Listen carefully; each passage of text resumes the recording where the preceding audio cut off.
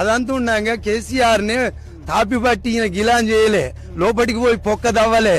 కాకపోతే పెద్ద మనిషి ఏంది కదా అంటే, ఎవరైనా పెద్ద మనిషిగా ఎన్నుకున్నప్పుడు ఇంటికాడు ఉంటాడు, అడిగితే సలహాలు చెప్తాడు, ప్రజలకు మేలు జరగాలని కోరుకుంటాడు. ఎప్పుడో పిలిస్తాడు, దాన్ని ఇనాగ్రేషన్ చేసిపోతాడు. ఏమిరా బాబు బాగుందంటే బాగున్నదన్నా మేము బాగానే చేసినామని ఒప్పుకుంటారు. అంతవరకే. అది ఇంజనీర్ల పనితీరు, వాళ్ళు చేసేటి వాళ్ళ పని మనుషుల పనితీరు.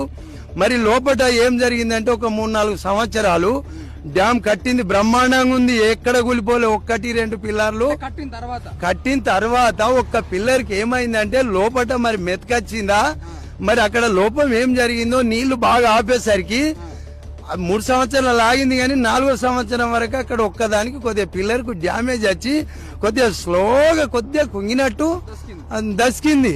అంతే తప్ప దీనికి సాంకేతిక లోపాలు వస్తాయండి. ఎందుకంటే 500 కోట్లు